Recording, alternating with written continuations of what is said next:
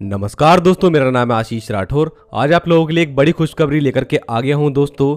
आज हमारे देश में पहली बार जो प्रोजेक्ट शुरू हुआ था, जिसको हम रीजनल रैपिड ट्रांजिट सिस्टम के नाम से जानते हैं, RRTS, और national capital region transport corporation, ये जो कंपनी है जिसका गठन किया गया हरियाणा, दिल्ली राज्य, उत्तर प्रदेश और राजस्थान सरकार के द्वारा।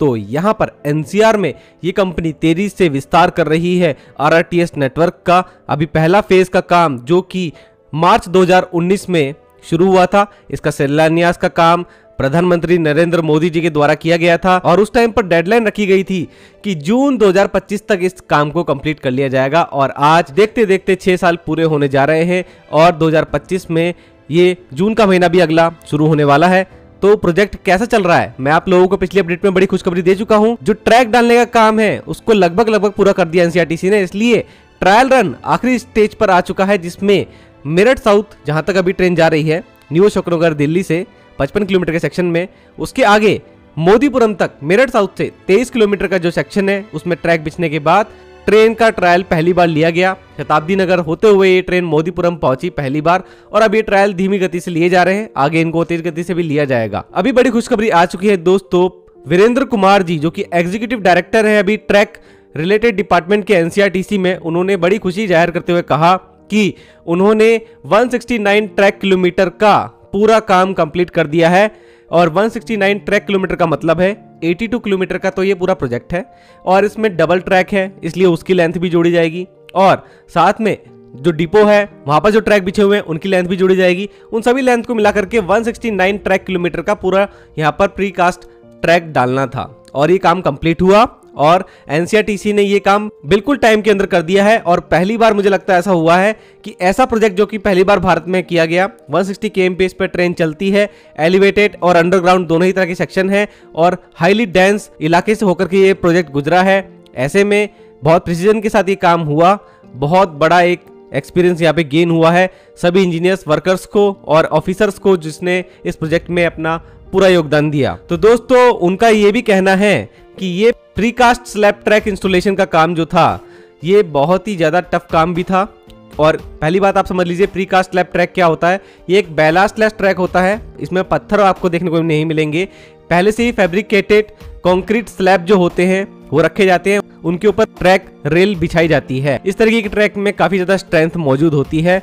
बुलेट ट्रेन जैसे प्रोजेक्ट में भी इस तरीके की ट्रैक का ही यूज हो रहा है। यहाँ पर 47,000 हाई प्रिसीजन के साथ बनाए गए स्लैब्स का प्रोडक्शन और इंस्टॉलेशन का काम किया गया दोस्तों साथ में ही, इसलिए टफ काम था। आप लोगों को एक चीज और बताऊं, इस तरह के जो स्लैब हैं ये स्लैब आपस में एक जैसे नहीं है, कई स्लैब्स अलग अलग तरीके के डिजाइन के भी हैं और इन स्लैब्स के डालने की वजह से लगभग 135 टर्नआउट्स का भी इंस्टॉलेशन का काम इस प्रोजेक्ट में हुआ। टर्नआउट वो ट्रैक होते हैं या ट्रैक की वो व्यवस्था होती है जहां पर जो ट्रेन है वो ट्रैक चेंज करती है, तो उसके लिए ये टर्नआउट गाइड करते हैं उस ट्रेन को कि कौन से ट्रैक पर उसको चलना है। 135 टर्नआउट को 8 कॉन्फ़िगरेशन में बिछाया गया और 8 कॉन्फ़िगरेशन जो थी उनके अंदर ईच कॉन्फ़िगरेशन में 15 स्लैब्स मौजूद थे। जो ये 135 टर्नआउट को बिछाने का काम हुआ है, ये पहली बार हमारी कंट्री में इस तरीके का काम हुआ जिसमें 135 टर्नआउट को जो कि 8 कॉन्फ़िगरेशन के थे, एलिवेटेड और अंडरग्राउंड दोनों ही सेक्शन में इस तरीके का काम हुआ है। जो ये स्लैब थे दोस्तों 47,000, इसमें 140 टाइप्स के स्लैब्स थे, इसलिए इनका प्रोडक्शन इंस्टॉलेशन के साथ साथ लॉजिस्टिक्स हैंडलिंग और अलग अलग वैरायटी के जो ये स्लैब्स है इनकी इन्वेंट्री को मैनेज करना बड़ा टफ काम था। अलग अलग स्लैब्स को अलग अलग जगह पे रखना, फिर उनको सही स्थान पर पहुंचाना, इंस्टॉलेशन करना, वो सारी चीजें भी बहुत टफ थी, ये वीरेंद्र कुमार जी ने बताया। तो दोस्तों अगला मंथ जून 2025 आ रहा है और जहां तक लगता है फाइनल ट्रायल कंप्लीट होंगे दिल्ली के सराय काले खां से मेरठ के मोदीपुरम तक, जिसमें 4 किलोमीटर का दिल्ली के सराय काले खां से न्यू अशोकनगर के बीच में जो ट्रैक बच रहा है उस पर काम जारी है। ट्रैक बिछ चुका है, जल्द ही इसके अंदर भी ट्रायल शुरू हो जाएंगे। अब 55 किलोमीटर का हिस्सा जो कि न्यू अशोकनगर से मेरठ साउथ तक खुल गया है वो ऑपरेशनल है। उसके आगे 23 किलोमीटर का आप लोगों को मैंने अपडेट दे ही दिया।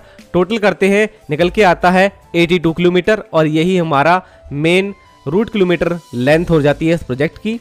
तो इस तरीके से ये प्रोजेक्ट आखिरकार अपने कंप्लीशन पर आ चुका है और कोई भी अपडेट इसके न्यू ट्रायल्स की आएगी मैं आप लोगों को सबसे पहले देने की कोशिश करूंगा। आप लोगों को कैसा लगा दोस्तों इस प्रोजेक्ट को देखते हुए, क्योंकि कोरोना महामारी के बीच में जहां सारे प्रोजेक्ट रुक गए, लेकिन इस प्रोजेक्ट में लगातार काम जारी रहा, तभी ये प्रोजेक्ट टाइम पर पूरा हो रहा है। बुलेट ट्रेन प्रोजेक्ट भी कई बार डिले हो गया, लेकिन इस प्रोजेक्ट में आप लोगों को डिले देखने को नहीं मिला। आप लोग जरूर से कमेंट सेक्शन में बताना, ऐसी इन्फॉर्मेशन लगातार आप लोगों को देता रहूंगा। आज के लिए इतना ही। वंदे मातरम, भारत माता की जय।